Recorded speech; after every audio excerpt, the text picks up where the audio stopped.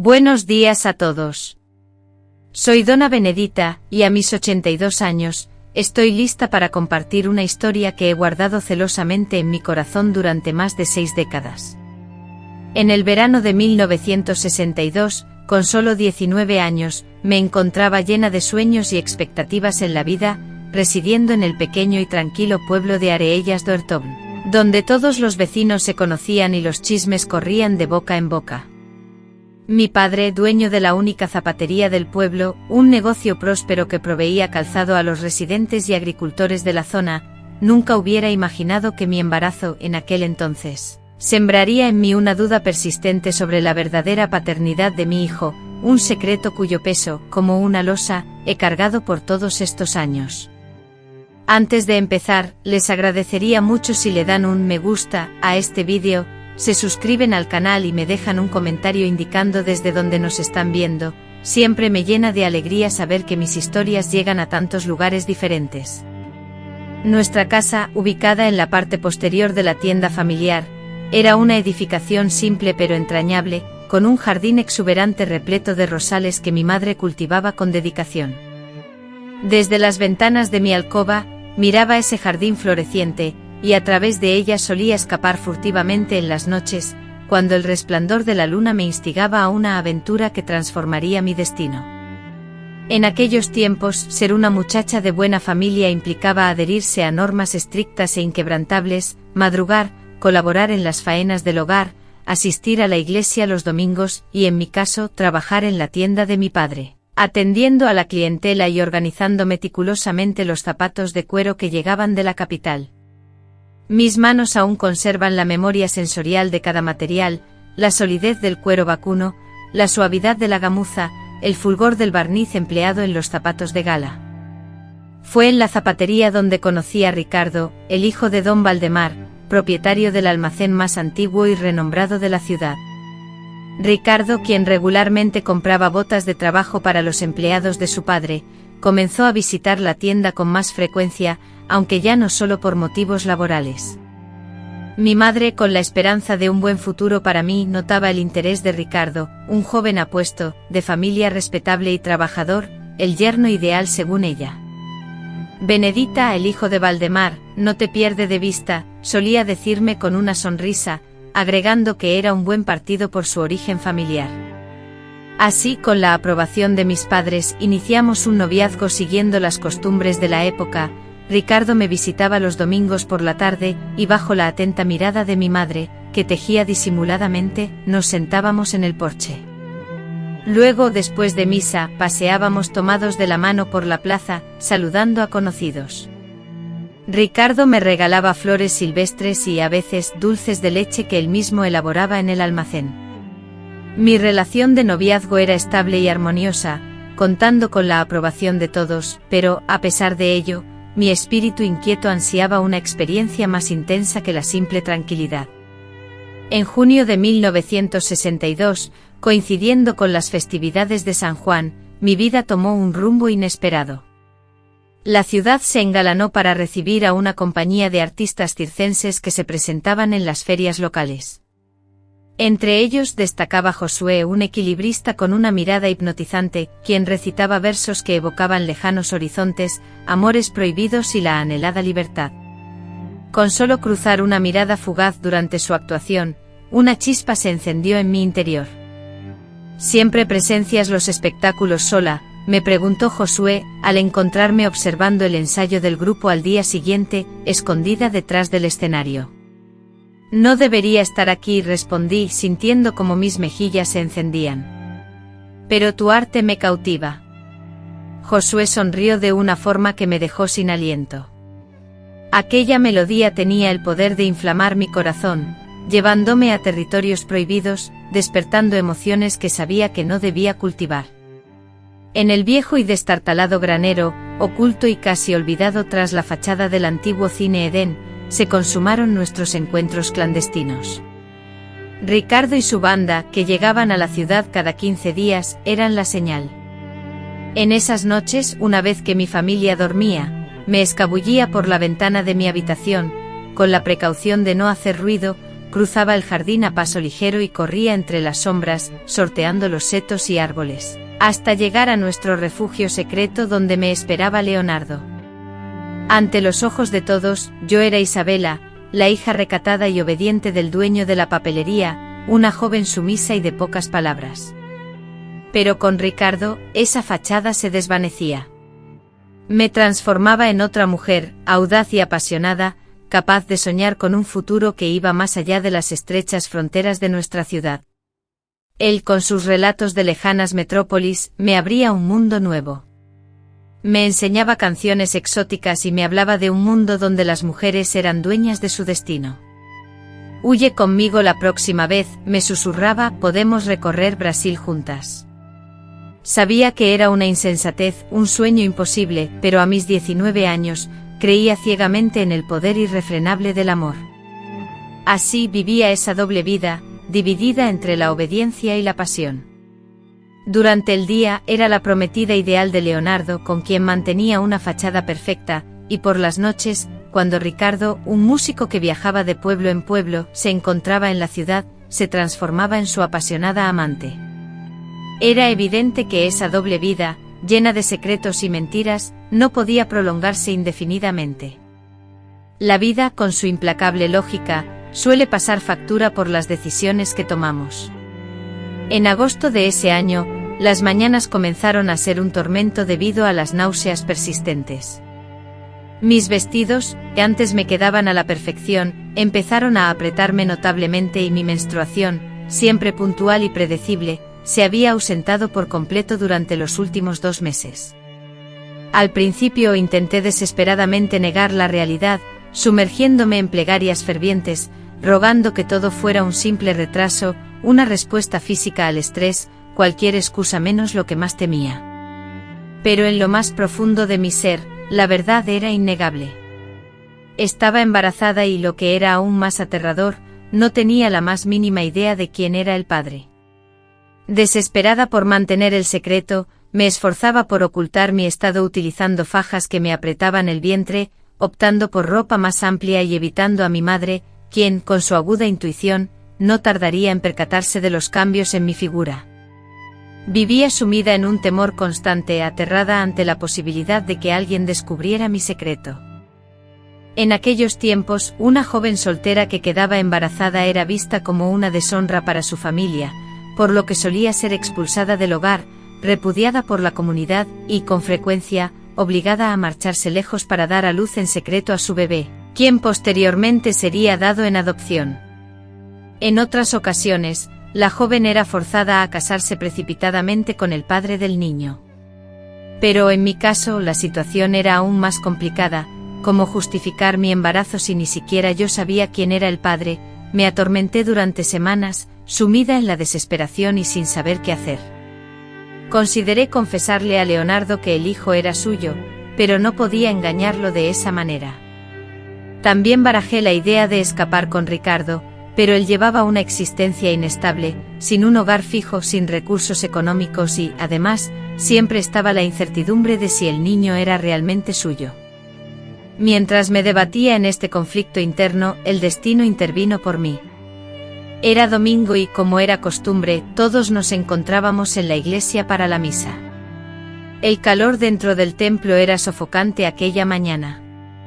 Las velas encendidas, el humo del incienso y los cuerpos apiñados en los bancos de madera contribuían a crear una atmósfera irrespirable. Para ocultar mi incipiente embarazo, me había ceñido una faja que me apretaba con fuerza. No sé si fue por eso, por el calor sofocante de la celebración, o por la pesada carga de la culpa que sentía, pero un fuerte mareo me invadió repentinamente. Alcancé a ver el rostro preocupado de mi madre, que se acercaba rápidamente, y a oír voces distantes que preguntaban si estaba bien, antes de que todo se volviera negro. Desperté en la sacristía de la iglesia. El padre Ángelo, el doctor Osvaldo, mis padres y Leonardo estaban reunidos a mi alrededor, todos con semblantes serios y preocupados. El médico, aprovechando mi inconsciencia, me había examinado y descubierto el secreto. Su hija está embarazada, de unos 3 meses, creo, escuché al doctor Osvaldo susurrar a mi padre, lo suficientemente bajo como para que pensaran que no podía oírlo, pero no tanto como para que se me escapara la confidencia. El silencio que siguió a esa revelación fue el más aterrador que jamás había experimentado. Observé cómo la expresión de mi padre cambiaba gradualmente, de la aprensión inicial a la sorpresa y finalmente a la ira contenida. Con las manos cubriéndose el rostro, mi madre dejó escapar lágrimas silenciosas, intentando ocultar su dolor. Rafael, petrificado, se había transformado en una pálida estatua sin expresión. Al salir de la iglesia, busqué palabras para calmar la tensión, para suavizar el ambiente, pero la garganta se me cerró, incapaz de articular sonido alguno. Mi padre, en un silencio sepulcral, me llevó a casa bajo las miradas curiosas y los murmullos maliciosos de los habitantes del pequeño pueblo. Los rumores corrían como el viento y antes de llegar a casa, la mitad de Vila Serena ya sabía que la hija mayor del dueño de la tienda estaba embarazada y soltera, la noticia que tanto habíamos temido. «Has deshonrado a nuestra familia», tronó mi padre golpeando violentamente el suelo de madera con su bastón. «¿Cómo has podido hacernos esto?» Y a Rafael: «Papá, por favor, déjame explicarte», supliqué, pero él se negó a escucharme. «¿Explicar qué? Que te entregaste antes del matrimonio, que nos hiciste quedar como unos tontos». Mi madre, acurrucada en un rincón de la cocina, solo lloraba, incapaz de levantar la vista y mirarme a los ojos. De repente resonaron fuertes golpes en la puerta. Rafael, acompañado de sus padres, se plantó frente a mí demandando explicaciones. Yo, con la ingenua esperanza de solucionar todo, creía que Rafael sería comprensivo, que podríamos casarnos pronto y criar a nuestro hijo como si fuera suyo, aunque la incertidumbre me carcomía por dentro. Pero la ilusión se rompió cuando Adelaida, la vecina más chismosa del pueblo, apareció en la puerta. «Vengo a ofrecerte ayuda, comadre», le dijo a mi madre con una mirada llena de curiosidad maliciosa. Acto seguido, se dirigió a Rafael con total descaro: «Qué gusto verte, muchacho, creía que andabas de viaje con tu padre. Anoche vi a una muchacha idéntica a Alina entrar al granero del cine con ese guitarrista de la banda». El rostro de Rafael cambió drásticamente, de la palidez pasó a una furia contenida. Se volvió hacia mí, sus ojos reflejando dolor y rabia. «Así que eso era. Te veías con ese vagabundo a mis espaldas y ahora estás embarazada. ¿Cómo te atreves a hacerme el idiota?», me gritó. «¿Cómo puedo estar seguro de que ese niño es mío?». La gente, alertada por los gritos, se amontonaba frente a nuestra casa. La humillación era tan intensa que anhelaba desaparecer bajo tierra. «Me has engañado, me has hecho el ridículo y ahora quieres que me haga cargo del hijo de otro».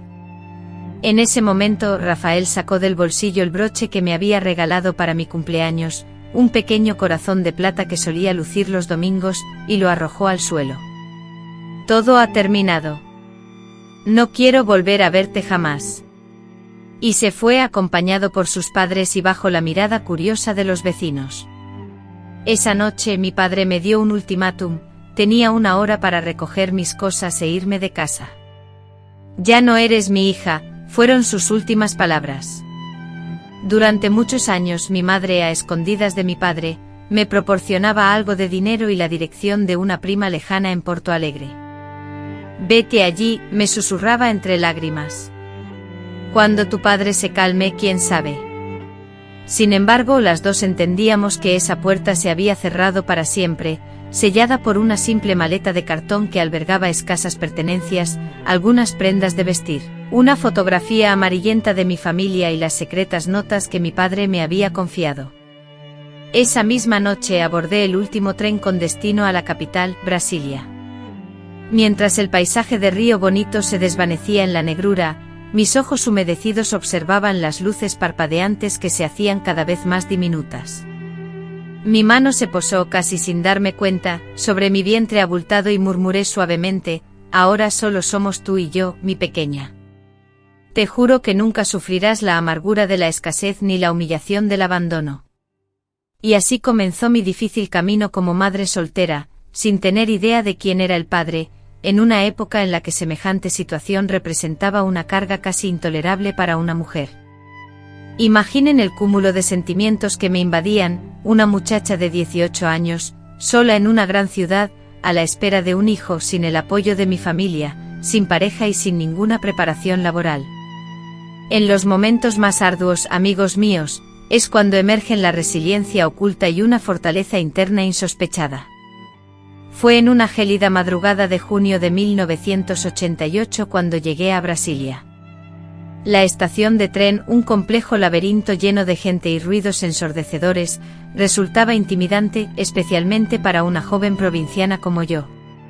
Aferrada a mi desgastada maleta, la sentía como el último lazo con la vida que había abandonado. Doña Esmeralda, la tía de mi padre, vivía en un barrio distante. Tomé un taxi gastando una parte considerable de mis escasos ahorros, ya que desconocía las calles de aquella enorme y aterradora ciudad. Finalmente, tras un largo trayecto, llegué a la dirección justo cuando el sol comenzaba a asomarse tímidamente. El cielo gris plomizo contrastaba dramáticamente con el azul vibrante de mi ciudad natal, como si incluso los colores conspiraran para intensificar mi sentimiento de soledad. Doña Esmeralda, una viuda, ofrecía habitaciones en alquiler en su amplia y anticuada casa. Al no tener descendientes, la anciana se mantenía con los ingresos de sus propiedades alquiladas y una pequeña pensión heredada de su difunto esposo. Al tocar a su puerta y presentarme como la sobrina nieta de Agnaldo, mi padre, me observó con severidad, deteniendo su mirada por un momento en mi vientre aún poco abultado. «Tu padre me envió un telegrama ayer», manifestó con frialdad, «conozco tu situación. Puedes quedarte, pero solo hasta que nazca el bebé. Después deberás buscar otro lugar». Aquellas palabras me dolieron profundamente, pero en aquellos tiempos una joven en mi condición no podía esperar mucho más. Acepté las condiciones, agradecida por tener al menos un techo donde vivir durante los siguientes meses. La habitación que me asignaron era diminuta, situada en la parte trasera de la casa, con una ventana que daba a un angosto patio. Contaba con una cama individual, un armario empolvado y un tocador con el espejo roto. Allí pasaría los meses más cruciales de mi vida. A la mañana siguiente, después de una noche de sueño interrumpido, inicié mi búsqueda de empleo. Atormentada por la necesidad de ahorrar a toda costa, no solo para cubrir el costo del alquiler, sino también para prepararme para la inminente llegada de mi bebé, me enfrenté a una realidad desoladora. Nadie quería contratar a una joven soltera y embarazada.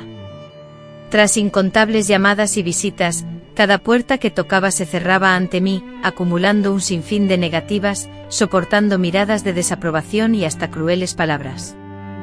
Finalmente, una pequeña tienda de comestibles en el vecindario, a regañadientes, accedió a ofrecerme un puesto para reponer los estantes por las tardes. El señor Benedito, el dueño, un hombre de pocas palabras pero de buen corazón, me contrató, no sé si movido por la compasión ante mi difícil situación, o simplemente por la urgencia de necesitar ayuda.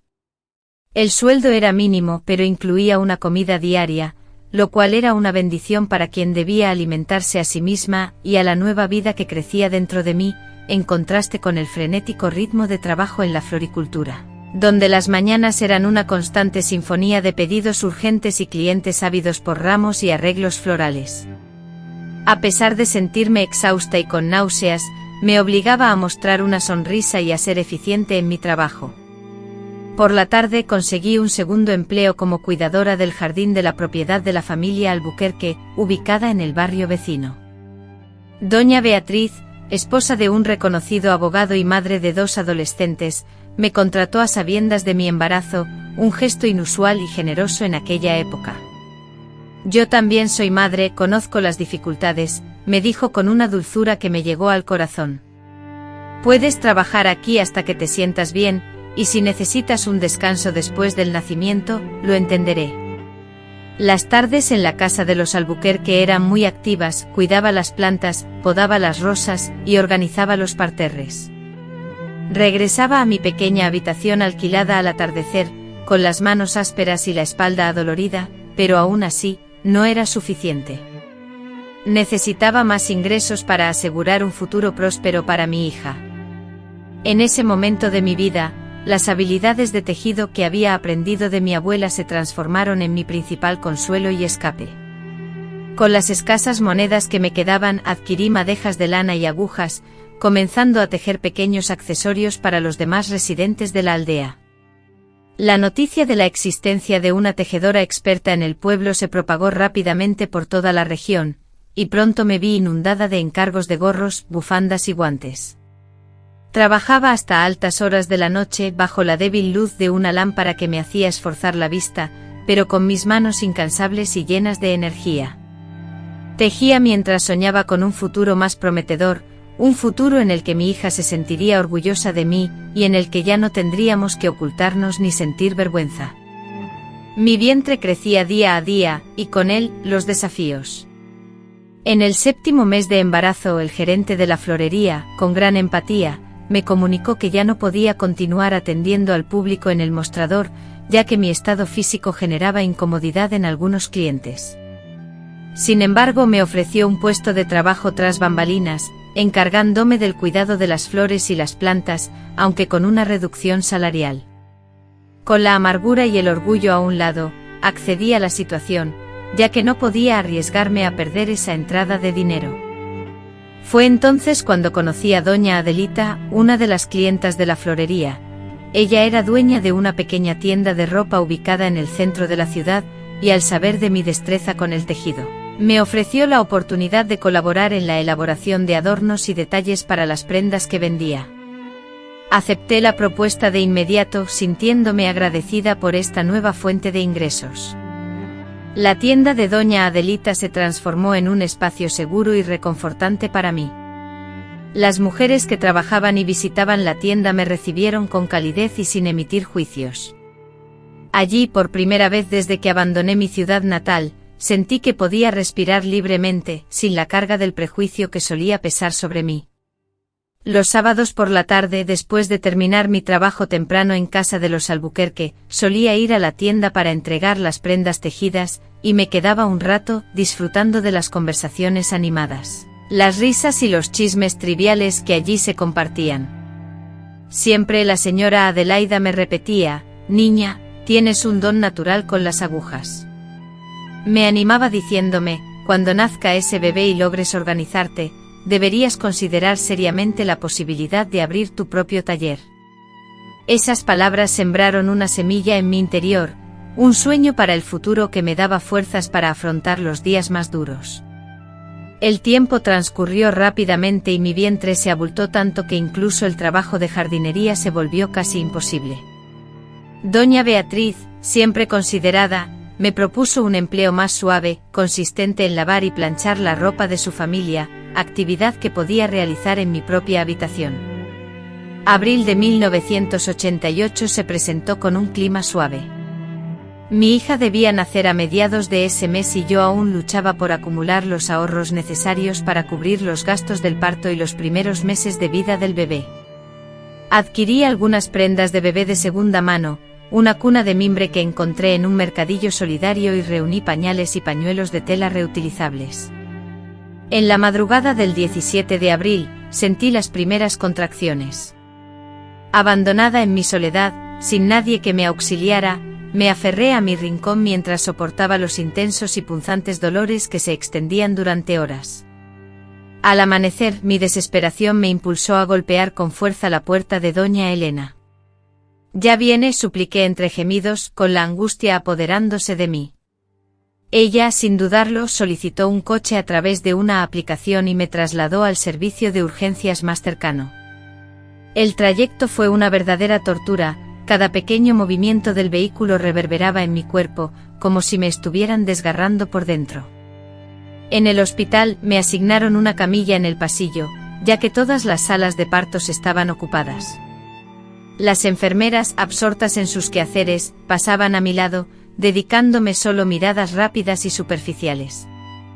Una de ellas, visiblemente más joven, se detuvo un instante buscando empatía en su rostro. «¿Es tu primer bebé?», preguntó con una voz que pretendía ser amable. Asentí con la cabeza, las lágrimas brotando de mis ojos, mezcladas con el dolor y la aprensión. «¿Y el padre no viene?», inquirió. Me fue imposible responder. ¿Cómo podía explicarle a esa desconocida que yo misma desconocía la identidad del padre de mi hija? Simplemente aparté la mirada, conteniendo un torrente de llanto. Finalmente, en el límite de mi resistencia, cuando juré que no podría soportar ni un minuto más, me trasladaron a una sala de partos compartida, un espacio frío y despersonalizado.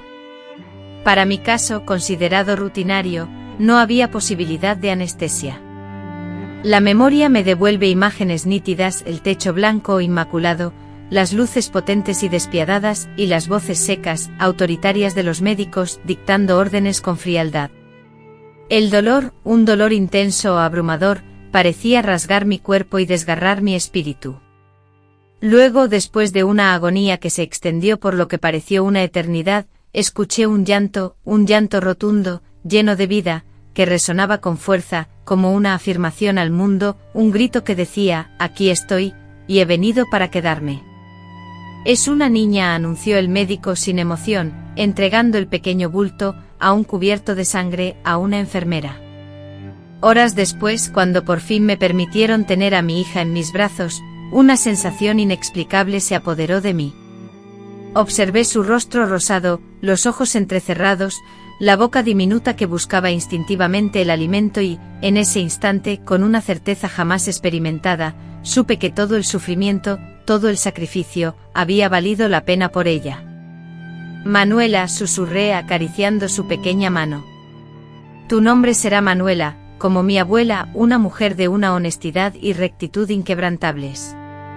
Después del parto solo estuve 2 días en el hospital, el periodo estándar para madres sin complicaciones, sobre todo considerando que yo, sin seguro médico ni la posibilidad de una habitación privada, no podía quedarme más tiempo. Con Manuela en mis brazos, aún sintiendo la fatiga física, pero con un corazón abrumado por el amor y la incertidumbre del futuro, regresé a la casa de doña Elena. Las primeras semanas fueron un torbellino, noches en vela, lactancia dolorosa, incontables pañales que lavar y un agotamiento que calaba hasta lo más profundo de mi ser. Manuela, aunque sana, lloraba mucho, especialmente durante las noches. Los llantos prolongados enfurecían a doña Elena, quien golpeaba la pared para expresar su molestia. Los demás residentes, con ojeras marcadas por la falta de sueño, me miraban con fastidio. Lentamente, con el tiempo, fui logrando establecer una rutina. Mientras el sol iluminaba el día y Manuela dormía profundamente, yo trabajaba sin cesar, cosiendo todo tipo de prendas y aceptando cualquier encargo que me ofrecieran. Al caer la noche, cuando Manuela despertaba, a veces hambrienta, a veces inquieta, le cantaba en voz baja las mismas canciones de cuna que mi madre me cantaba a mí, acunándola en mis brazos hasta que volvía a sumirse en un sueño tranquilo.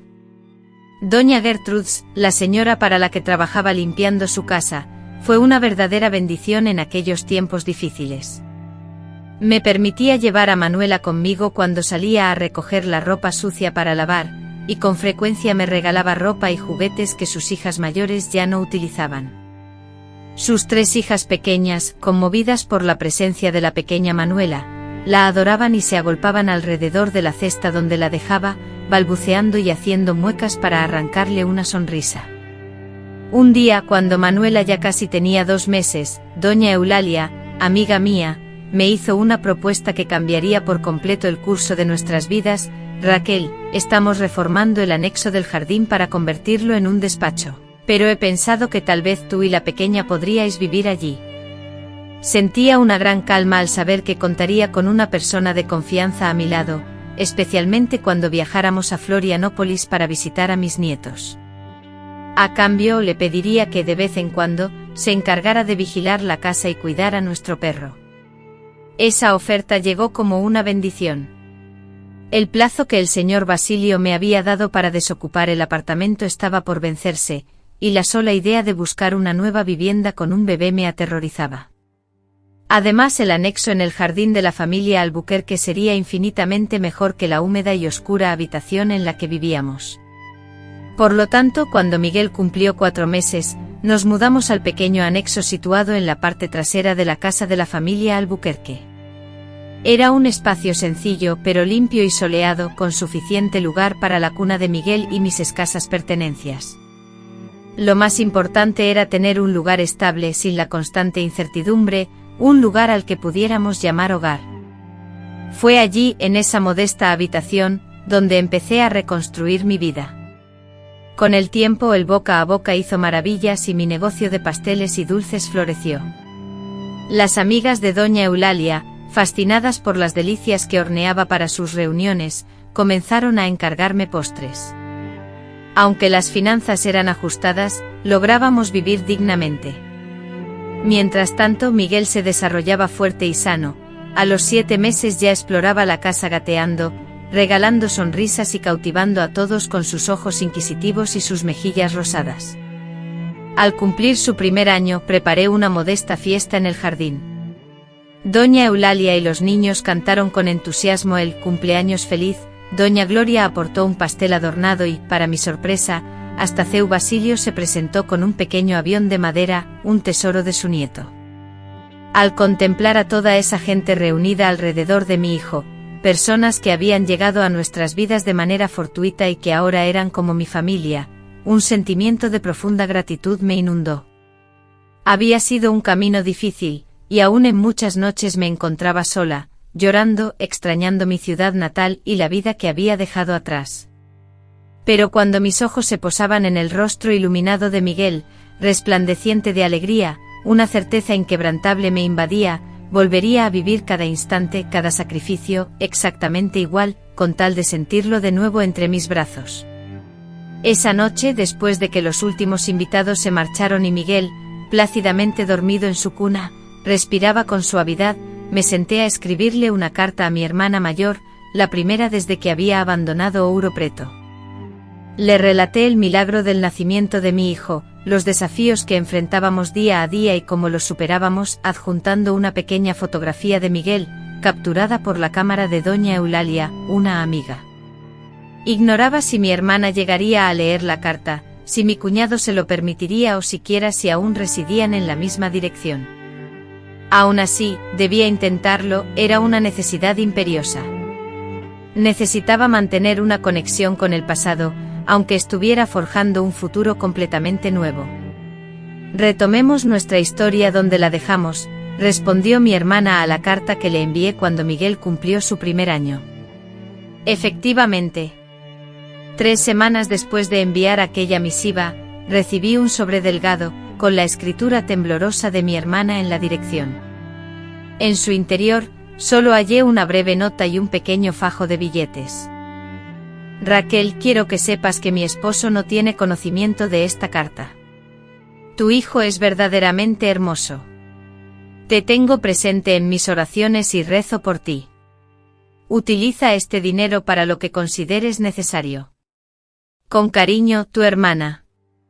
La llegada de esta carta fue como un rayo de sol que iluminó mi vida después de una larga y oscura tormenta. Saber que mi hermana todavía pensaba en mí, que no me había abandonado por completo, me devolvió una esperanza que había perdido hace mucho tiempo. Ese dinero, aunque no era una gran suma, representaba el sacrificio que ella había hecho para conseguirlo, a escondidas de mi cuñado. Esa cantidad, que destiné para el futuro de Vicente, fue el comienzo de un ahorro que cuidé con esmero, incluso en los momentos más difíciles. Los años pasaron y Vicente creció fuerte, inteligente y lleno de curiosidad. A los 2 años ya se expresaba con claridad, preguntando por cada cosa que le rodeaba. A los 3 años, ya sabía leer y escribir, aprendiendo el contenido de los libros de los hijos de doña Celeste. Vicente, mi hijo, era un niño alegre e inocente, como si la adversidad no le afectara, demostrando una fortaleza que yo misma desconocía. En 1993, cuando Vicente cumplió 4 años, nuestras vidas dieron un giro inesperado. Doña Celeste, que se había convertido en una amiga leal y no solo en mi jefa, me llamó para conversar. Aurora, sabemos lo talentosa que eres como peluquera y cuánto valoramos tu trabajo. Una amiga mía está por abrir un pequeño salón de belleza y necesita a alguien con tu experiencia. Sería un trabajo estable con todos los beneficios que corresponden. La oferta me pareció un regalo caído del cielo. Un empleo fijo con todas las prestaciones superaba mis expectativas. A pesar del miedo que sentía por cambiar de nuevo, por dejar la seguridad que había construido en el pequeño espacio que tenía en la parte trasera de la casa de los Sampayo, acepté la propuesta de inmediato. El salón de doña Beatriz, amiga de doña Celeste, estaba ubicado en el barrio de Lapa, famoso por su ambiente bohemio y artístico. Aquel lugar era un salón de belleza exquisito con amplios espejos que reflejaban la luz, sillones mullidos que invitaban al descanso y el constante zumbido de los secadores de pelo. Al traspasar la puerta por primera vez me embriagó el aroma inconfundible de los productos capilares, mezclado con el sonido hipnótico de las máquinas, y en ese instante supe, con certeza, que había encontrado el lugar perfecto. Fui contratada como peluquera estrella, encargada de realizar los cortes de cabello más sofisticados y las coloraciones más elaboradas. El salario superaba con creces todo lo que había ganado hasta entonces y, además, el horario me permitía llevar a Vicente a la guardería municipal, que acababan de abrir, por la mañana, y recogerlo por la tarde. Durante los primeros meses, continuamos viviendo en la parte trasera de la casa de los Sampayo, pero con la estabilidad que me proporcionaba el nuevo trabajo, comencé la búsqueda de un hogar propio para nosotros. Fue una tarea ardua encontrar a alguien dispuesto a alquilar un piso a una mujer soltera con un hijo, pero finalmente logré encontrar un pequeño apartamento en el segundo piso de un edificio antiguo, situado a poca distancia de la peluquería. El apartamento era modesto con un único dormitorio, una sala de estar que funcionaba también como cocina y un baño, pero lo sentíamos como nuestro. Lo personalicé pintando las paredes de un azul celeste, elaboré cortinas con diseños alegres para las ventanas y adquirí a plazos una cama nueva para mí y otra para Vicente. Recuerdo perfectamente el día en que nos mudamos, en junio de 1994. Vicente, lleno de alegría, corría de un lado a otro del apartamento preguntando con entusiasmo: «Mamá, es todo nuestro, solo nuestro». Le respondí con una sonrisa que brotaba del alma: «Sí, mi amor, es nuestra casita». Su rostro se iluminó con una felicidad tan grande que sentí mi corazón desbordarse de amor. En ese instante todas las lágrimas derramadas, el arduo trabajo y la soledad que había experimentado se disiparon, quedando justificados por ese momento de felicidad.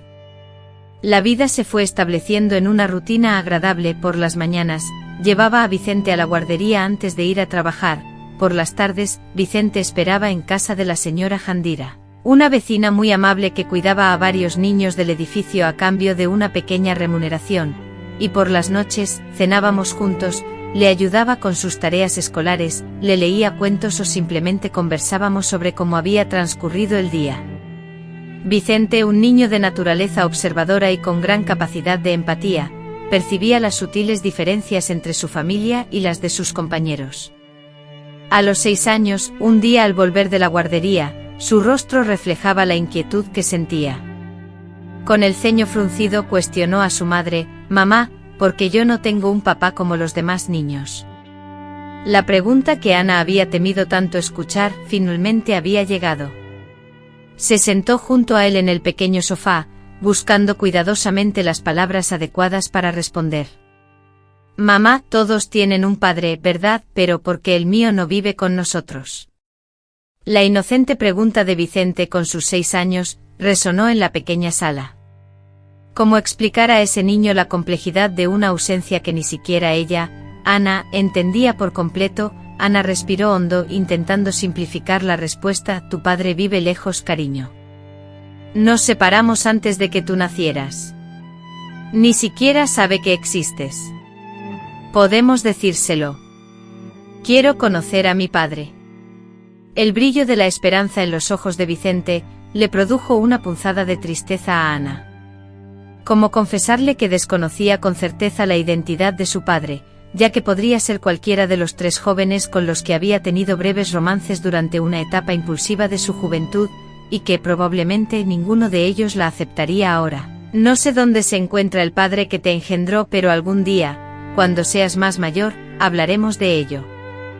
Lo más importante es que nos tenemos la una a la otra, ¿verdad?». Vía asintió con la cabeza, aparentemente conforme con la respuesta.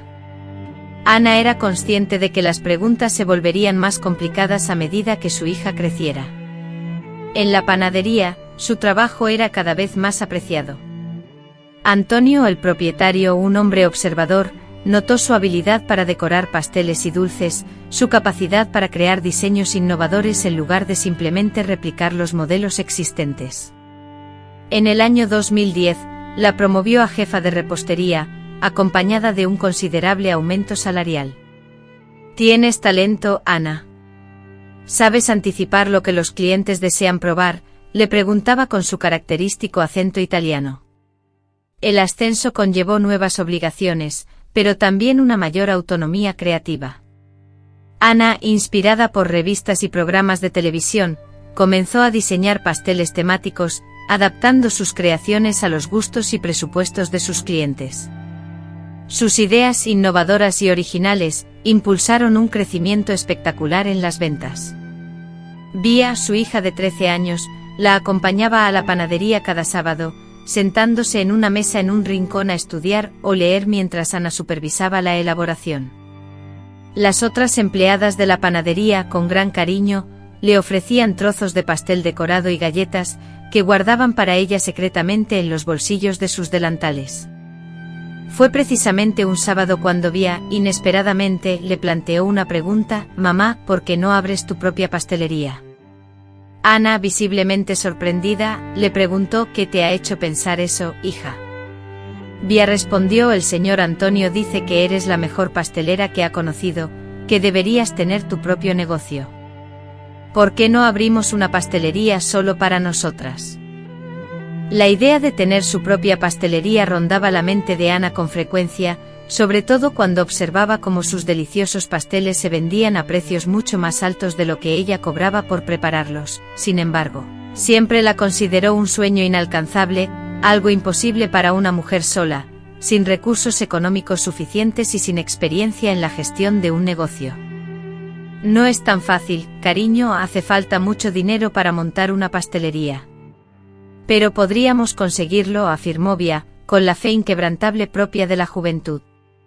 «Yo puedo ayudar, puedo dar clases particulares a los niños después del colegio».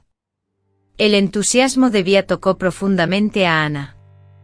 Esa noche, después de que Vía se durmiera, Ana se sentó a la mesa de la cocina y comenzó a calcular cuánto dinero necesitaría para iniciar su pequeño negocio, cuánto dinero había logrado ahorrar hasta el momento y cuánto tiempo le llevaría reunir el resto. Las cifras eran desalentadoras, pero la semilla de la esperanza ya estaba sembrada. Con renovada firmeza, Vía se propuso ahorrar, reduciendo gastos al máximo y aceptando encargos adicionales de pasteles y dulces los fines de semana para aumentar sus ingresos. Abrió una cuenta bancaria destinada exclusivamente a su «fondo de la pastelería», como ella misma lo llamaba. Los años transcurrieron rápidamente. Vía crecía y se destacaba como una de las estudiantes más brillantes de su escuela, mientras que Miguel, a sus 9 años, ya superaba en altura a muchos niños de 11.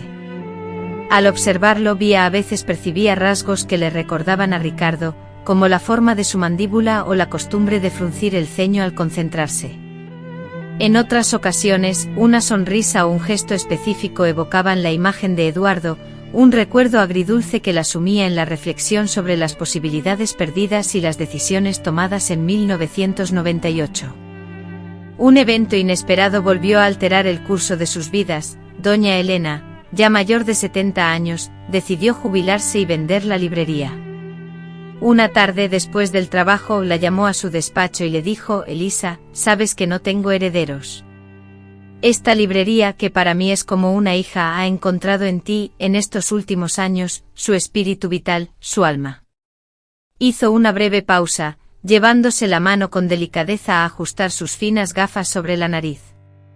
«Tengo una propuesta para ti. No puedo, por desgracia, donar la librería. Necesito el dinero de la venta para asegurar mi tranquilidad económica en mis años de vejez. Sin embargo, puedo ofrecértela a un precio justo, con facilidades de pago que puedas asumir». Me quedé completamente mudo, con el corazón latiendo con fuerza. Era una oportunidad que superaba con creces mis sueños, mucho más grande que la pequeña biblioteca que siempre había anhelado abrir algún día. No es necesario que me respondas ahora, prosiguió. Habla con tu hijo, reflexiona sobre ello con calma, pero quiero que sepas que prefiero vendértela a ti, que sientes el mismo amor por este lugar que yo, antes que a un extraño que podría deshacer todo lo que hemos construido. Aquella noche la emoción me impidió conciliar el sueño.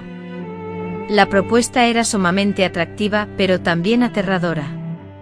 Asumir la responsabilidad de una librería completa, con todos sus empleados, proveedores y clientes, implicaba un riesgo considerable. Si el negocio no prosperaba, no solo perdería la inversión realizada, sino que también pondría en riesgo la estabilidad económica que había logrado para Miguel.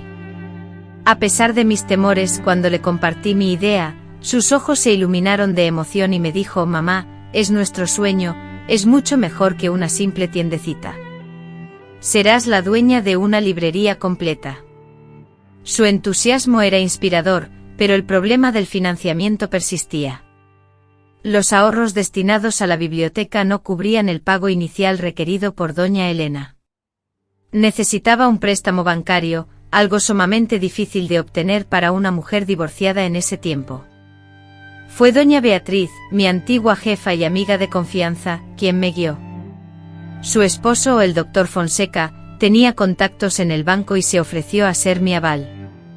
Gracias a su apoyo, logré obtener el préstamo necesario para el pago inicial.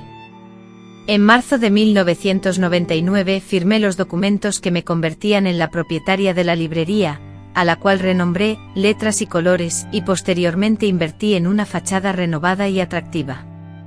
La carga era abrumadora, las noches sin dormir eran habituales, pero a pesar de ello sentía una satisfacción personal que nunca antes había experimentado.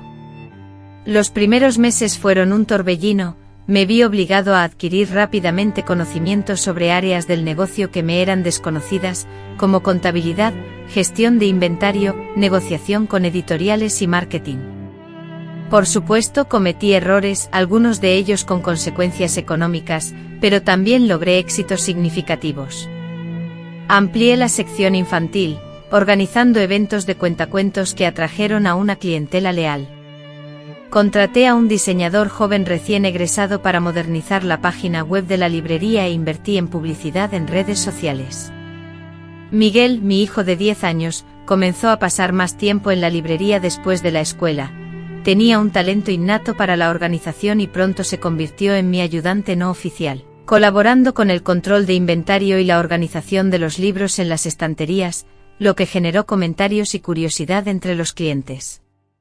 A pesar de que Felipe crecía en un ambiente dominado por adultos, a él parecía no importarle en absoluto. Me gusta estar donde tú estás, mamá, me decía cuando le preguntaba si no prefería estar jugando a la consola con sus amigos en lugar de acompañarme. Con el éxito del taller, nuestras vidas también florecieron.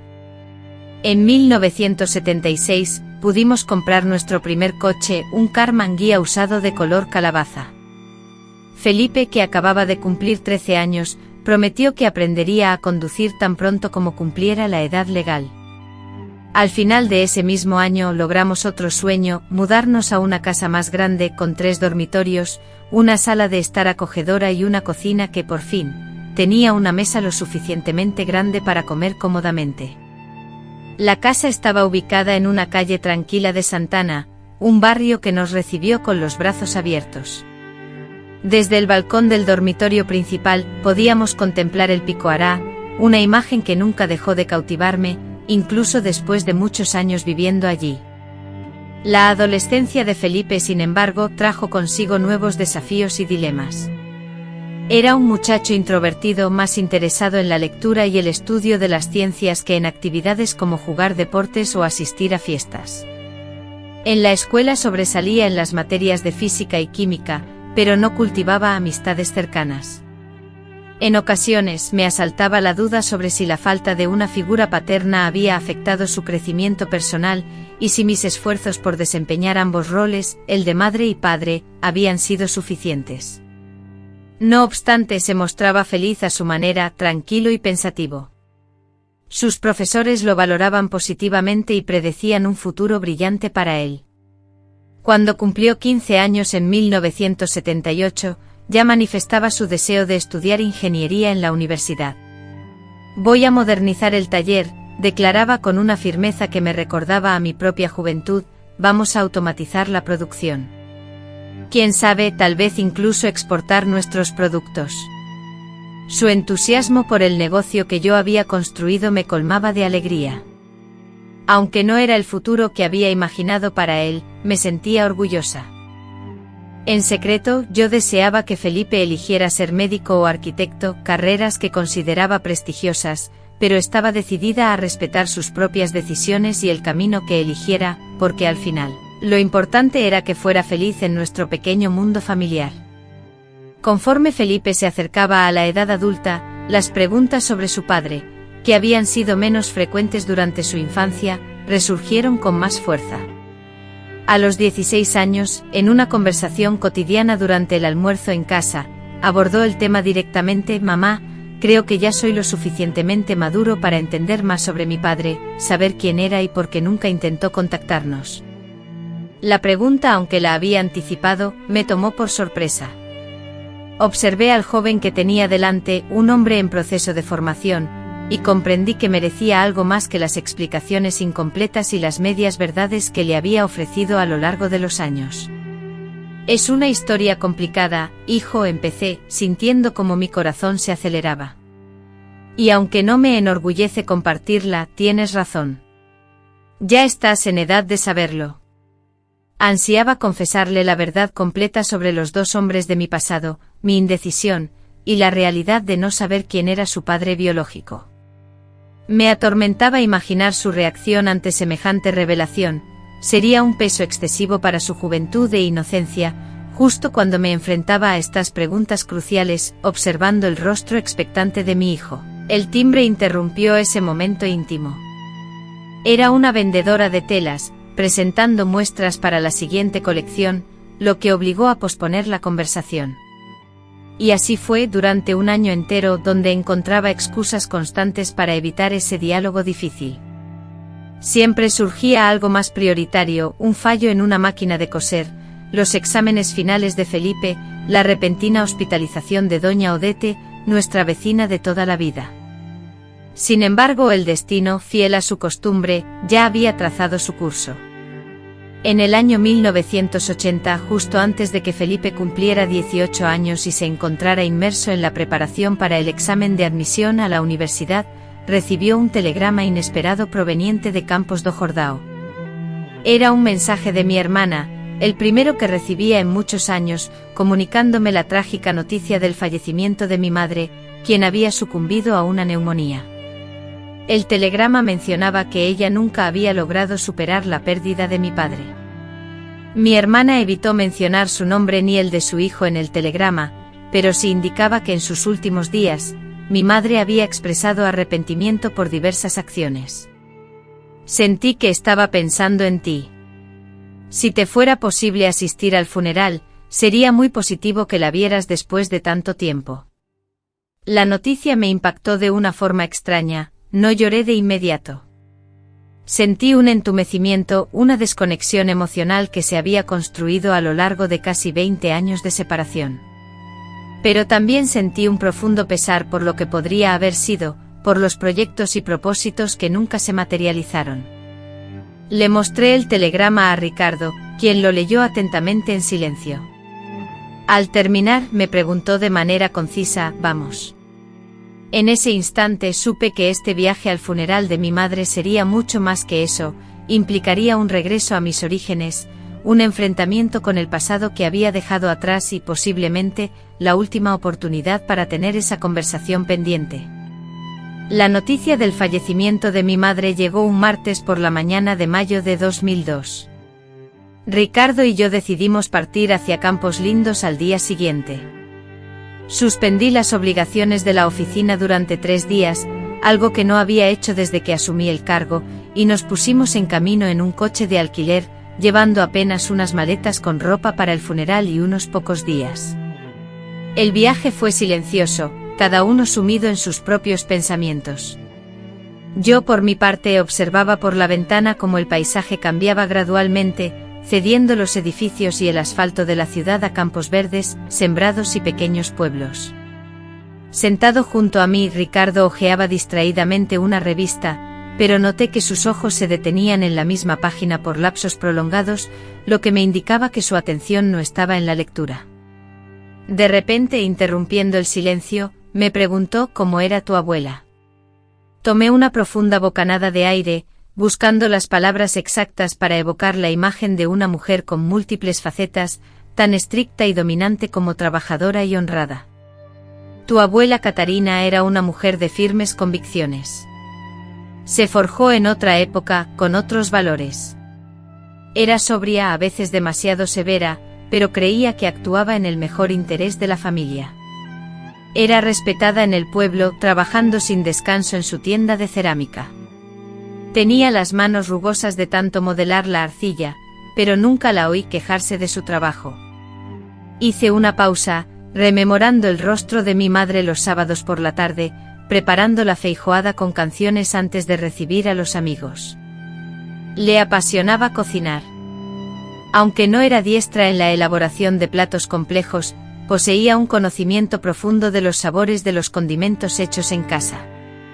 Los sábados, tras la comida, convocaba a toda la familia en el porche y, con elocuencia y gestos exagerados, narraba historias que despertaban la risa generalizada con sus hilarantes imitaciones.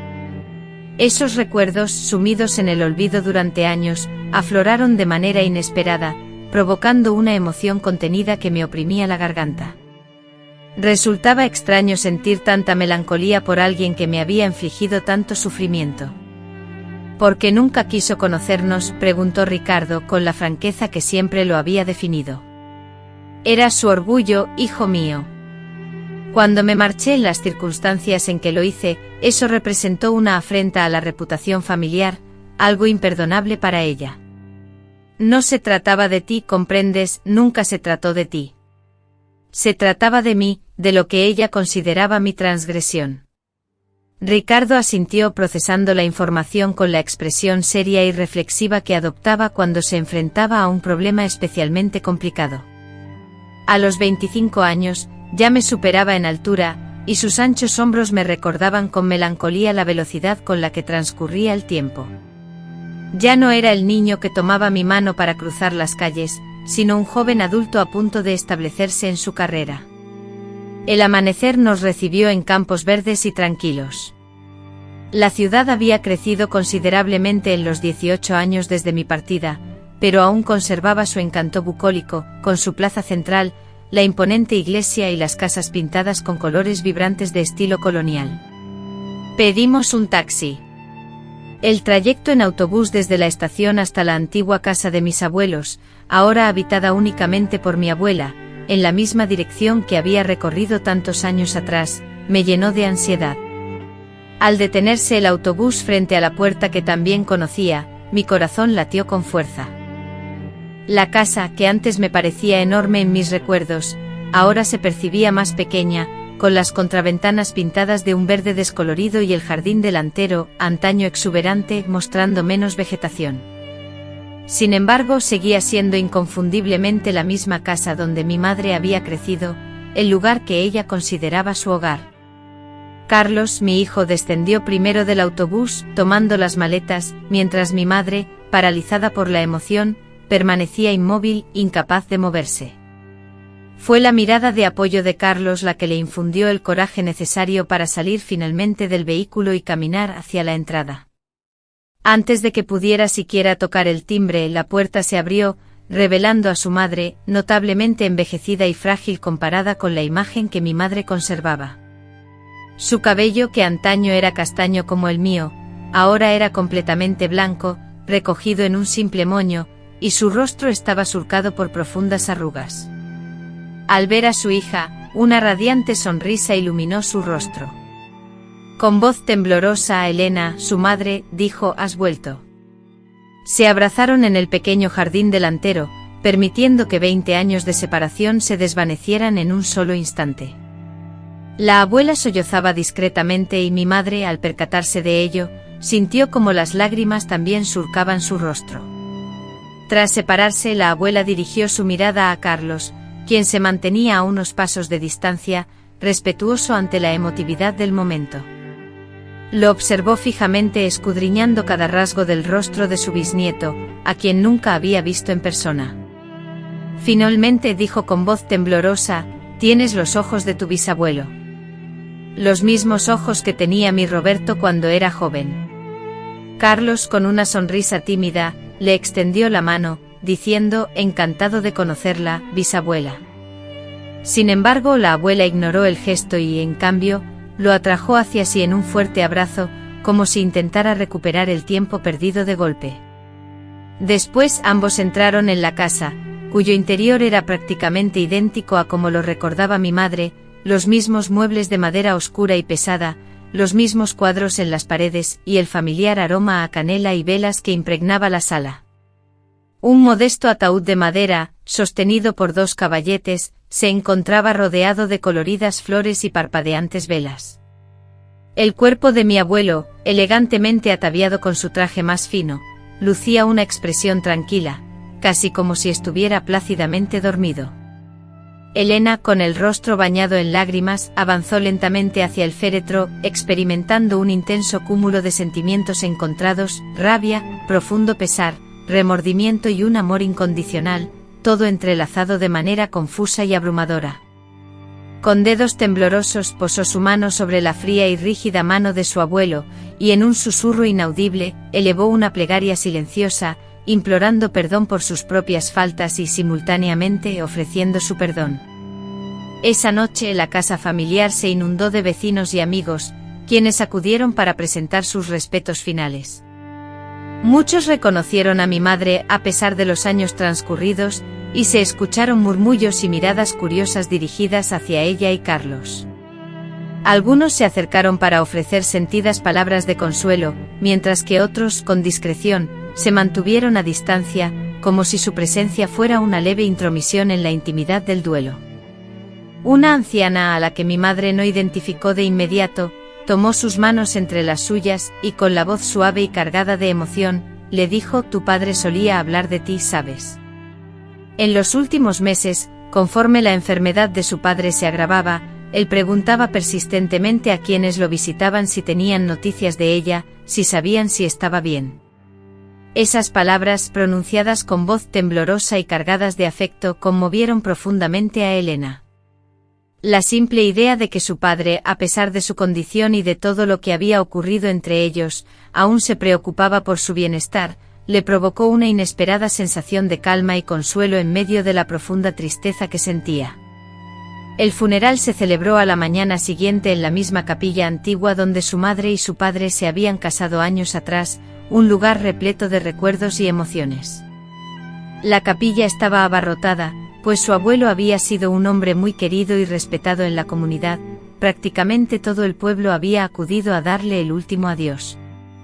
Carlos y Elena, acompañados por la abuela, ocuparon un lugar en la primera fila, donde recibieron miradas curiosas, algunas llenas de empatía y gestos silenciosos de solidaridad. Finalizado el entierro, regresaron a la casa familiar, donde varias mujeres del vecindario, movidas por la compasión, habían preparado una abundante comida para quienes quisieran acompañar a la familia en ese difícil momento.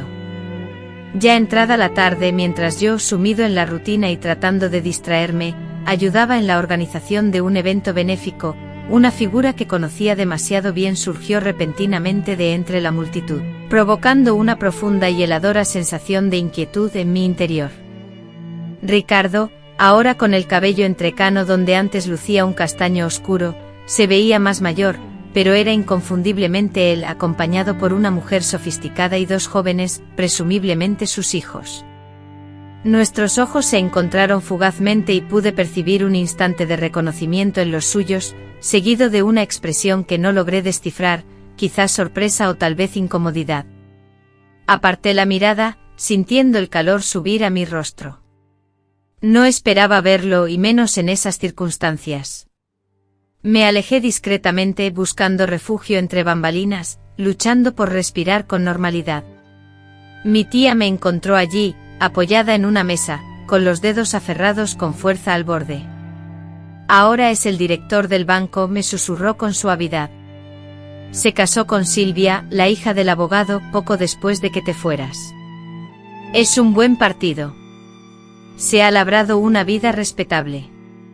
Asentí, incapaz de pronunciar palabra. La sola mención de Ricardo había desatado un torrente de recuerdos que había procurado mantener sellados durante años. Antes de poder evitarlo, pregunté por Marcelo. Mi tía soltó un suspiro. Ese artista continuó viajando por el mundo durante un periodo prolongado. Luego supe que se había establecido en Buenos Aires, exponiendo sus pinturas en una galería de arte. No tengo más información. Dos vidas como la mía habían seguido su propio rumbo. Dos hombres, ambos con la posibilidad de ser el padre de mi hija, construyendo sus propias vidas, quizás sin recordar lo que habían dejado atrás. Esa noche, cuando la fiesta llegó a su fin y Eloísa ya se había ido a la habitación que había sido de mi prima mayor, quien ahora residía en Londres, me senté con mi tía en el porche. La vieja mecedora seguía allí, crujiendo suavemente mientras nos balanceábamos en la penumbra, el aire lleno del aroma de las rosas. Tu hija, una chica encantadora, dijo ella, interrumpiendo el silencio. Eloísa es inteligente. Has hecho un gran trabajo, Mariana. No ha sido fácil, respondí, sintiendo las lágrimas humedecer mis ojos.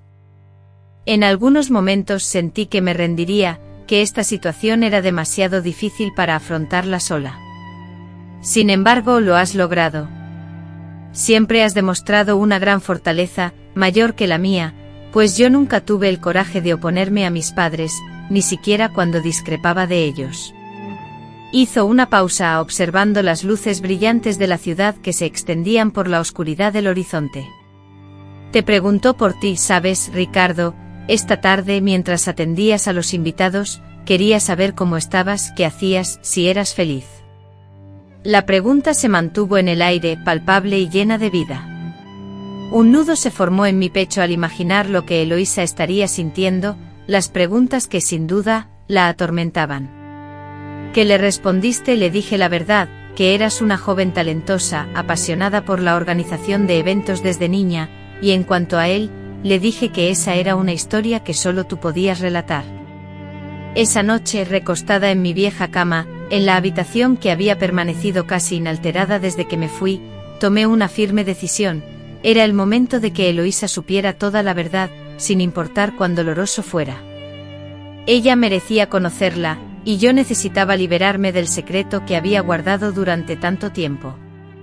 A la mañana siguiente, tras desayunar, la invité a dar un paseo.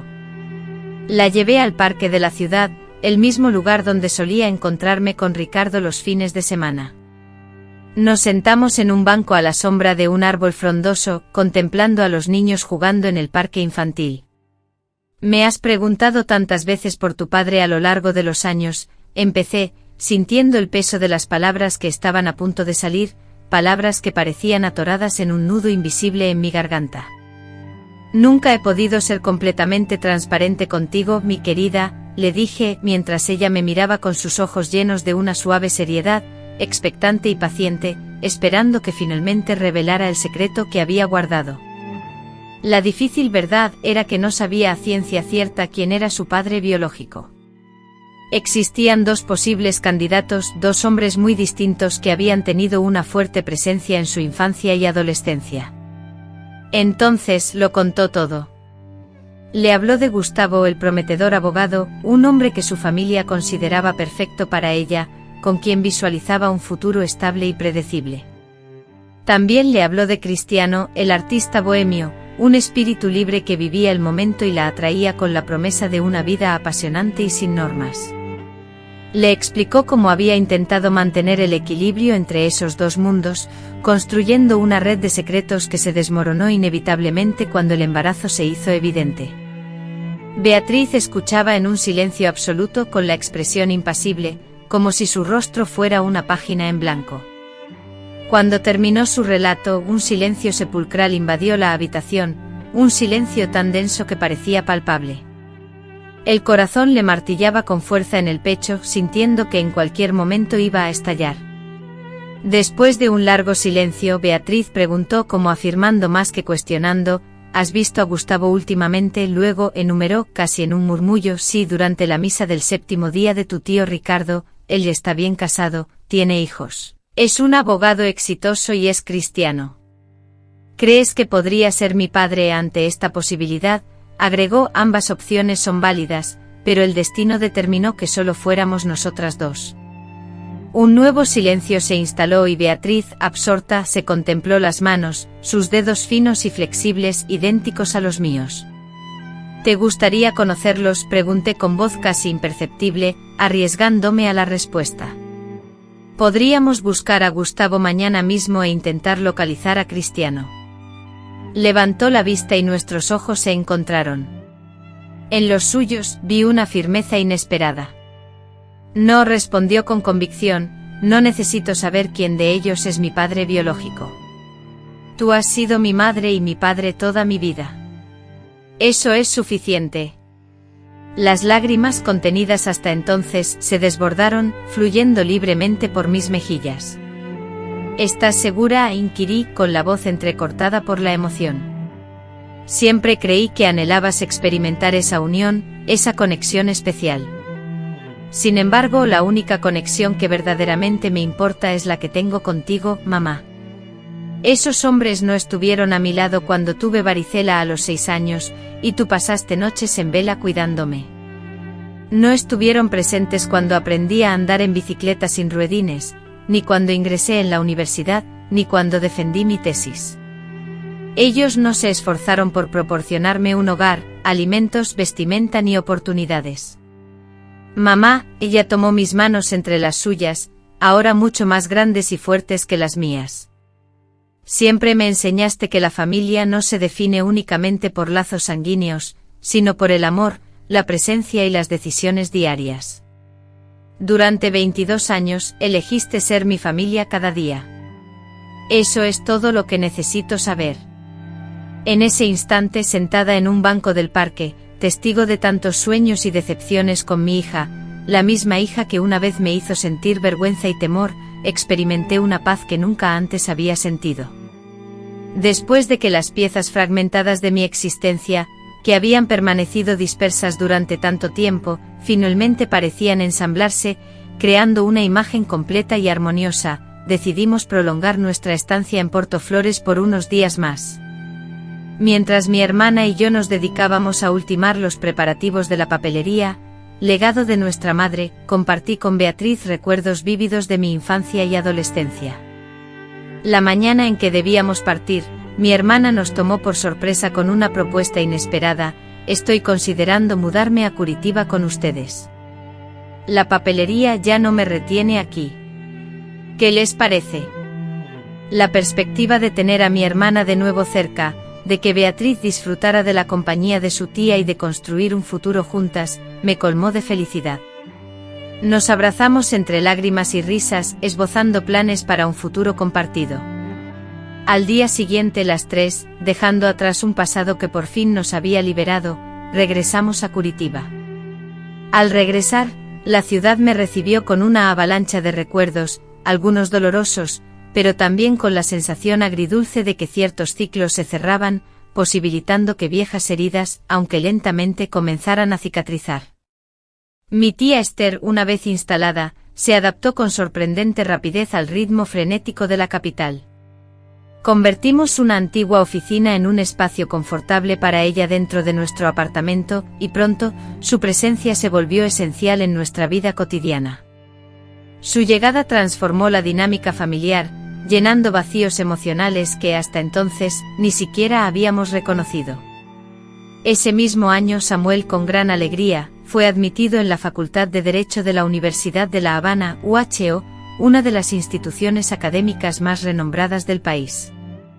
La celebración en casa, con pastel y refresco de guaraná, no solo festejó su éxito académico, sino que también simbolizó un nuevo comienzo y un futuro prometedor para todos nosotros. Con la vista fija en mi hijo, quien soplaba con fuerza las velas de un pastel adornado con la frase «Felicidades, futuro abogado», un torrente de recuerdos inundó mi mente.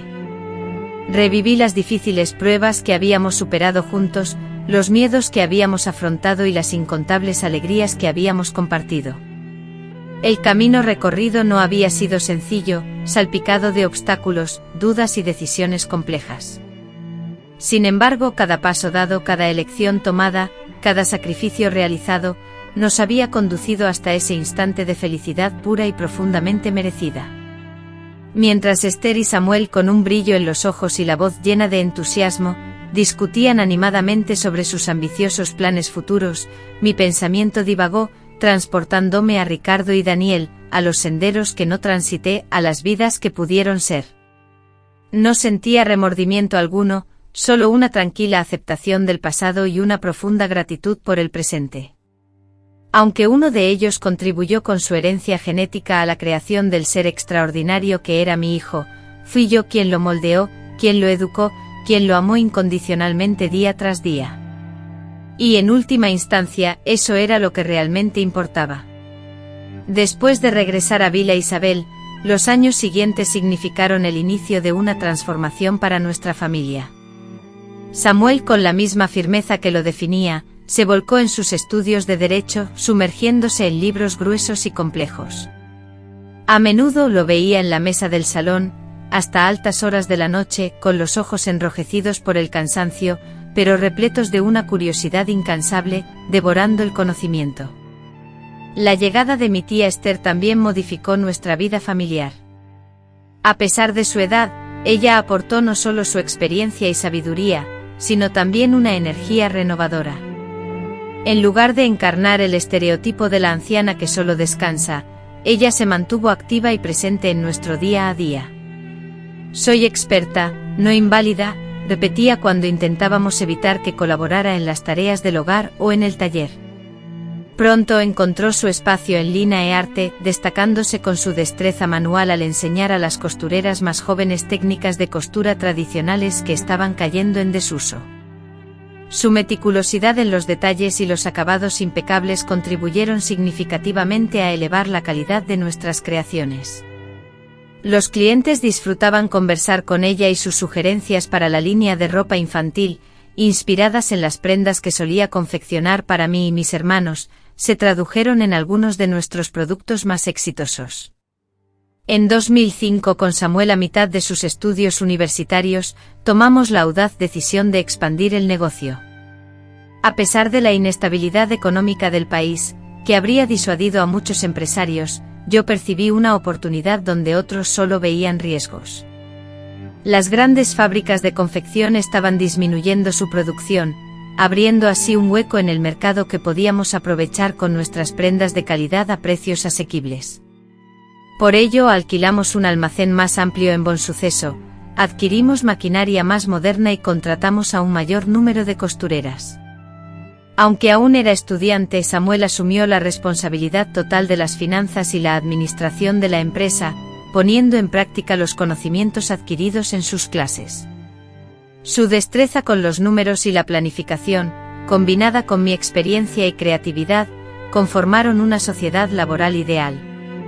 El crecimiento de la empresa inevitablemente presentó desafíos, las noches se tornaban insomnes, atormentadas por la preocupación constante por el pago de nóminas, los estrictos plazos de entrega y las complicadas negociaciones con los proveedores. Sin embargo, la satisfacción de observar el progreso de nuestra pequeña empresa familiar, la creación de empleos y el creciente reconocimiento por la alta calidad de nuestros productos y nuestra conducta ética con empleados y clientes, era inmensa. En 1995, Leticia, tras graduarse con honores, fue honrada con la responsabilidad de pronunciar el discurso de graduación. Sentada entre mi madre y la siempre presente y consoladora doña Beatriz, sentí un orgullo tan intenso que temí que mi pecho no resistiera. La joven, elegante y segura de sí misma en el escenario, disertando con firmeza sobre la responsabilidad social y la ética profesional, era la misma niña que yo había arrullado en noches solitarias, llenas de miedo e incertidumbre. En su inolvidable discurso, ella dijo que cada uno de nosotros hereda el legado de quienes nos precedieron, pero también la obligación principal de crear nuestro propio destino, de mejorar lo recibido para entregarlo aún más valioso a las futuras generaciones. Sus palabras resonaron en mí, un reconocimiento implícito de la dura travesía que habíamos vivido juntas. La graduación representaba no solo el final de una etapa académica, sino el inicio de una nueva era en el mundo empresarial. Con la incorporación oficial de Leticia como socia y directora financiera, Confexo Clara avanzó hacia un hito importante, la apertura de su primera tienda propia en Gudas. Hasta ese momento nuestra actividad se centraba únicamente en la venta al por mayor a otras tiendas o en la venta directa desde la fábrica a clientes que ya conocían y valoraban nuestra marca. La idea de tener un espacio comercial propio, un sueño largamente anhelado, se materializó finalmente en abril de 1996 en una calle concurrida del centro. Recuerdo vívidamente la emoción que sentí al contemplar la imponente fachada con nuestro nombre, los escaparates cuidadosamente decorados que exhibían nuestras creaciones y a los primeros clientes entrando, movidos por la curiosidad de descubrir las prendas de las que habían oído hablar. Fue precisamente en esa tienda, en una lluviosa tarde de septiembre, cuando el pasado reapareció inesperadamente en mi vida, mientras atendía a una clienta y le mostraba nuestra nueva colección de abrigos de invierno. Al escuchar el sonido del timbre alcé la vista y me encontré frente a una mujer de mi edad, impecablemente vestida con un elegante traje de color gris, acompañada por una joven que intuí era su hija. La mujer emanaba una presencia sofisticada. Algo en su rostro, sin embargo, me resultaba extrañamente familiar, como si ya la hubiera visto antes, aunque no lograba recordar dónde ni cuándo. Tan pronto como despedí a la clienta anterior, me dirigí hacia ellas, con una sonrisa amable, dispuesta a ofrecer mi ayuda. La mujer me observó detenidamente y me regaló una sonrisa que, repentinamente, encendió una chispa en mi memoria. «Clara, eres tú, ¿verdad?», pregunté intentando desesperadamente ubicar ese rostro en mi mente. «Soy Renata, la esposa de Fernando. Nos conocimos brevemente en el funeral de tu padre, hace algunos años». Un escalofrío helado recorrió mi espalda. Renata, la esposa de Fernando, la mujer que había construido una vida junto al hombre que hipotéticamente podría ser el padre de mi hija. «Claro, Renata, ¿cómo estás? Me da gusto verte». «Bien, gracias. Te presento a mi hija, Manuela». La joven tímidamente esbozó una sonrisa y me ofreció su mano. La joven, de atractivo físico y con ciertos rasgos que me evocaban a Fernando, era acompañada por Renata, quien prosiguió recomendando fervientemente la tienda de confección de Clara, resaltando la elegancia y la impecable calidad de sus vestidos. El encuentro, que se desarrolló bajo una atmósfera irreal, me llevó a atenderlas como a cualquier clienta, mostrando opciones, discutiendo tejidos y diseños, y tomando medidas, mientras mi mente divagaba, sumida en reflexiones sobre los intrincados giros que da la vida. Me encontraba entonces elaborando el vestido para la fiesta de graduación de la hija de Fernando, con mi propia hija, que podría ser su media hermana, trabajando en la oficina sin tener conocimiento de esta insólita conexión. Al enterarme por boca de Renata, que la celebración tendría lugar en Campos Lindos, en el mismo salón donde yo había festejado mis 15 años, inquirí con aparente naturalidad: «¿Su esposo sigue teniendo la floristería en ese lugar?». «Sí, Floricultura Lirios es muy conocida en la ciudad actualmente», respondió Renata. «Fernando Antonio, el dueño, expandió su negocio, y ahora tiene una zapatería justo al lado de la floristería. Su hijo mayor trabaja con él, y se encargará de todo cuando su padre se retire», explicó ella. Una mezcla de melancolía y admiración me invadió, al pensar en la vida que Antonio había forjado y en cómo su hijo aseguraría la continuidad de su negocio familiar. No obstante, esa sensación se desvaneció rápidamente, reemplazada por la firme convicción de que mi propio trayecto, aunque tortuoso, me había conducido al lugar correcto. En ese instante, Ricardo salió de la oficina solicitando un presupuesto. Lo presenté como mi hijo y socio, sin más detalles. Elena, por su parte, reaccionó con amabilidad, sin insinuar sospechas. Observé a Ricardo y Carolina, de pie juntos, intentando hallar parecidos, pero no encontré ninguna señal definitiva. Tal vez, pensé, era mejor que fuera así. Durante las semanas siguientes, mientras cosía el vestido de graduación de Carolina, no dejaba de pensar en las curiosas vueltas que da la vida. Me resultaba increíble cómo dos existencias, la mía y la de Antonio, que alguna vez estuvieron tan unidas, habían tomado rumbos tan diferentes, solo para volver a encontrarse, muchos años después, de una manera tan sorprendente. Cuando el vestido estuvo terminado, Elena vino a buscarlo sin Antonio. Mientras lo envolvía cuidadosamente en papel, me observó con una mirada que no lograba descifrar. De pronto preguntó: ¿sabe Antonio que el vestido se ha hecho aquí? Al escuchar el nombre de Antonio, se quedó en silencio por un largo rato. Luego comenzó a hablar sobre ustedes, sobre lo que había sucedido. Sentí que el corazón me daba un vuelco sin saber qué responder. A veces se pregunta, continuó con la voz suave, por ti, por cómo habría sido. No por lamento porque estamos felices juntos, sino por la curiosidad de los caminos no tomados. En ese instante sus palabras resonaron en mi mente, reflejando mis propios sentimientos, y por un fugaz momento compartimos una tácita comprensión femenina. Dile que estoy bien, respondí al final con la voz temblorosa, que he tenido una buena vida, que soy feliz. Ella asintió lentamente tomando el paquete que contenía el vestido. Antes de darse la vuelta para marcharse, se detuvo y se volvió una última vez, sus ojos buscando los míos: tu hijo se parece mucho a ti. Nunca llegué a saber si aquella frase escondía algo más, alguna pregunta o insinuación velada. Preferí creer que era solo un comentario amable, una manera de concluir nuestro breve reencuentro con elegancia y cortesía. El vestido que confeccioné para Carolina marcó un antes y un después en la historia de Costura Bella. Las fotografías de la graduación aparecieron en una revista local, y pronto recibimos solicitudes de vestidos de fiesta de toda la ciudad. Casi sin darnos cuenta pasamos de las costuras diarias a crear una línea de vestidos sofisticados, que rápidamente se convirtió en nuestra especialidad. En el año 2003, cuando Ricardo cumplió 24 años, dos sucesos importantes modificaron drásticamente nuestras vidas. El primero fue la llegada de Juliana, una joven y talentosa diseñadora recién egresada, a quien contratamos para hacer frente al aumento en la demanda de vestidos de fiesta.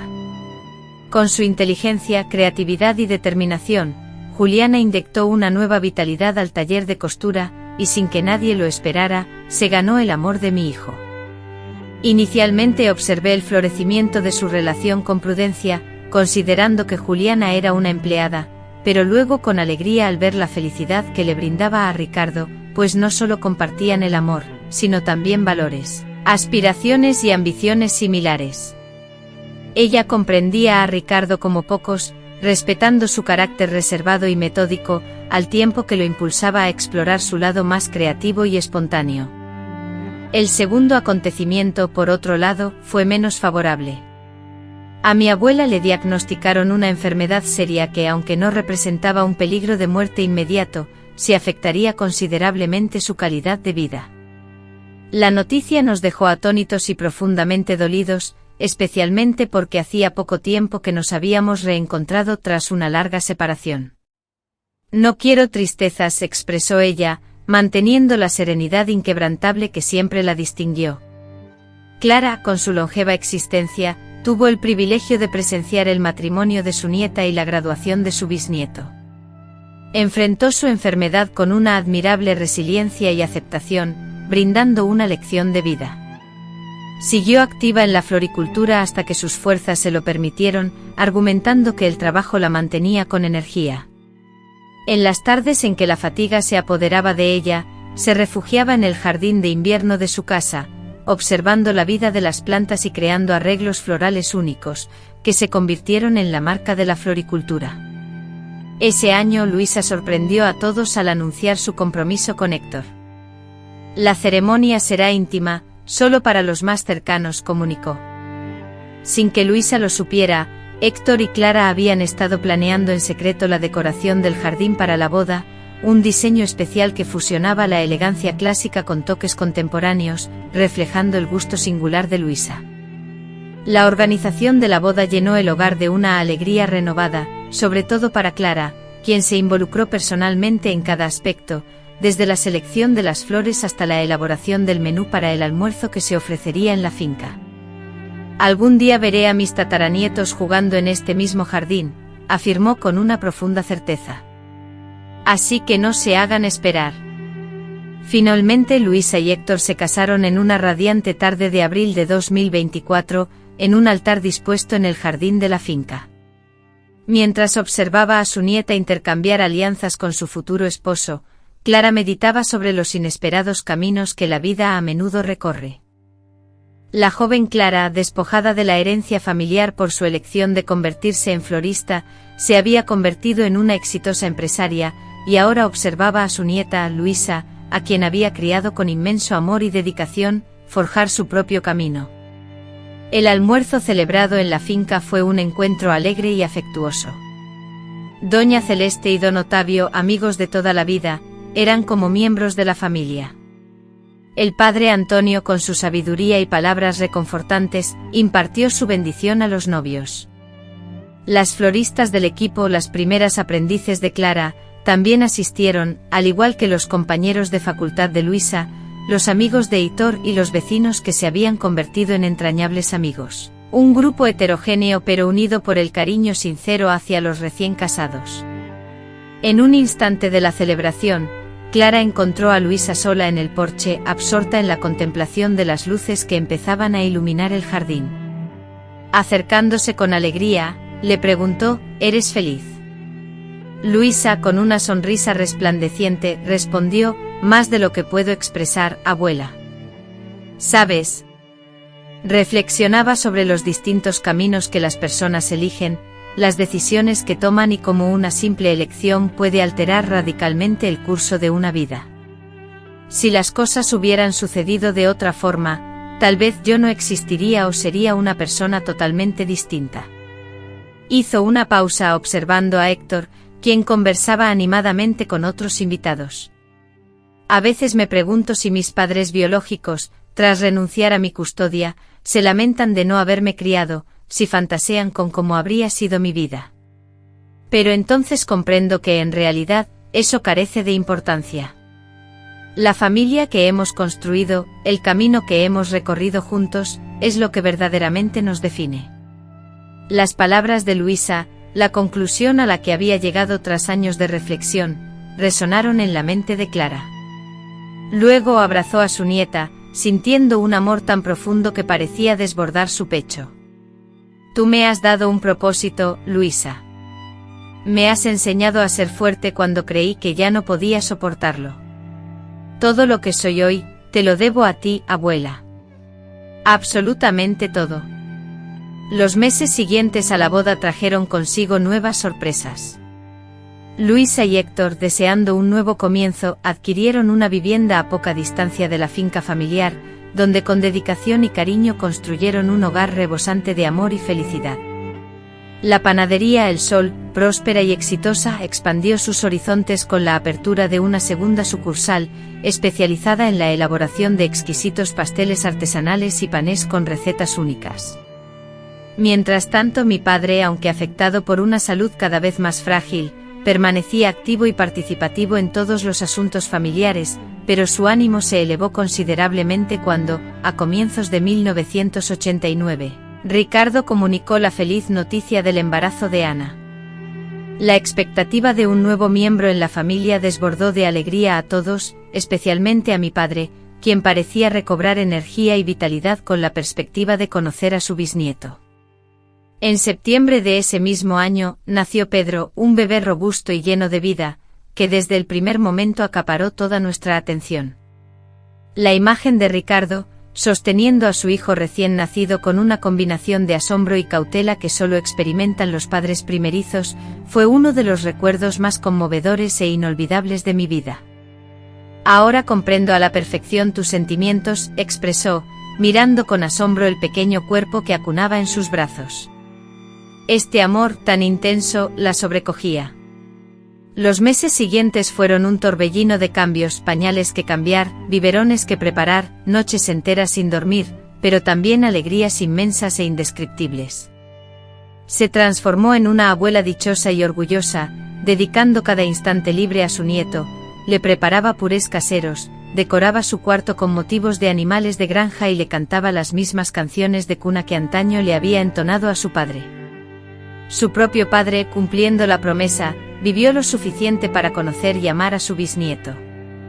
Esos momentos en que ambos, el hombre en la etapa final de su vida y el niño que comenzaba la suya, se encontraban, parecían tener una magia especial, como si un ciclo invisible llegara a su fin. Lamentablemente, cuando Pedro solo tenía 6 meses, su abuelo falleció. Fue una muerte tranquila, mientras dormía, tal y como él siempre había deseado. Aunque la tristeza por su partida fue inmensa, la pena se mitigó al saber que se marchó en paz, habiendo hecho las paces con su pasado y rodeado del amor de su familia, a la cual tanto valoraba. En su funeral, muy diferente al de mi madre años atrás, solo se reunieron personas que realmente lo querían, sin hipocresías ni formalidades sociales, sino para celebrar de manera genuina una vida que, a pesar de las dificultades, estuvo llena de propósito. En los años siguientes nuestra familia continuó expandiéndose y transformándose. Ricardo y Ana dieron la bienvenida a su segunda hija, Sofía. 3 años después del nacimiento de Pedro, la padaria do Sol se convirtió en un referente de panadería y pastelería artesanal, extendiendo su éxito a ciudades cercanas e inaugurando una sucursal en Belo Horizonte en 1997. A los 54 años conocí a Antonio, un viudo afable y alegre, que administraba una granja que proveía leche a la panadería. Nuestra relación comenzó con una amistad. Compartimos relatos sobre nuestros hijos y nietos, hablando de los desafíos de reconstruir la vida en solitario después de tanto tiempo. Lentamente la amistad floreció en algo más profundo, una compañía tranquila que me tomó desprevenida. Nos casamos en una ceremonia sencilla, con Ricardo como testigo. Fue un nuevo comienzo inesperado, una segunda oportunidad de experimentar el tipo de relación que pensaba inalcanzable. Con Antonio descubrí la cocina y los sabores que antes me eran desconocidos. Juntos viajamos por el interior de Minas Gerais, explorando el campo real, una experiencia que me hizo sentir diminuta ante la inmensidad del paisaje y completamente viva, como si cada parte de mi ser despertara a una nueva dimensión. Fueron años felices, llenos de descubrimientos y crecimiento, tanto en lo personal como en lo profesional. La panadería Sol, transformada en Sol Anonio, representaba la esencia genuina de nuestra conexión. Era mucho más que un negocio familiar, era el reflejo tangible de nuestra aventura compartida, de los desafíos que vencimos juntos y de los triunfos celebrados hombro con hombro. A los 67 años me retiré formalmente, aunque continuaba visitando la panadería casi a diario, ofreciendo mi experiencia y disfrutando de un café con pan de queso. Desde mi estudio, siempre dispuesto a dar consejos o simplemente a observar con orgullo el negocio que construimos desde cero. Camila, mi nieta mayor, demostró un talento natural para la cocina, augurando la continuidad de la tradición familiar. Ricardo, mi compañero, nos dejó hace 7 años, dejando un vacío irreemplazable, pero también recuerdos preciosos que atesoro cada día. Actualmente divido mi tiempo entre los apartamentos de Sofía y Pedro, y el de Camila, quien espera su primer hijo, mi primer bisnieto. Y ahora, amigos, hemos llegado al presente. Al recordar el camino recorrido juntos a través de estos vídeos, comprendo que cada instante vivido, hasta los más dolorosos, ha sido fundamental para crear este hermoso cuadro. Aquella muchacha de 20 años, llena de dudas, que fue rechazada por su propia familia al quedar embarazada, sin saber siquiera quién era el padre de su hijo, jamás habría soñado que llegaría a ser una chef reconocida, una abuela llena de alegría, una mujer en armonía con su pasado y expectante ante el futuro. Nunca supe quién era el padre biológico de Sofía. Nunca pude confirmar si era Daniel, con su cariño constante y sus costumbres arraigadas, o Marcos, con su espíritu libre y su afán de aventura. Y al final, eso realmente no tiene importancia. Lo que verdaderamente importa son las elecciones que hacemos ante los obstáculos que nos presenta la vida. Lo que cuenta es la valentía para seguir adelante, incluso cuando el camino parece incierto. Lo que importa es el amor. Ese amor que nos apoya, que nos impulsa, que nos transforma. Mi historia no es nada del otro mundo. Esta es tan solo una de las incontables historias de mujeres valientes que, tras enfrentar desafíos judiciales, superar adversidades y construir vidas plenas a partir de situaciones complicadas, demuestran su fortaleza. Si esta narración ha logrado emocionarlos, ofrecerles consuelo o brindarles inspiración, entonces ha cumplido su objetivo. Agradezco de corazón a cada persona que me ha acompañado en este relato. Continuaré respondiendo sus preguntas y compartiendo pequeñas historias aquí, en este canal. Recuerden siempre que la vida es impredecible, los caminos se entrelazan de formas inesperadas y, a veces, incluso los errores más dolorosos nos pueden conducir a lugares extraordinarios que jamás habríamos imaginado. Con todo mi cariño, me despido por hoy. No olviden darle me gusta a este vídeo, suscribirse al canal y compartirlo con aquellos que puedan sentirse inspirados por esta historia. Hasta la próxima, queridos. Dona Aurora les da las gracias a todos y cada uno de ustedes.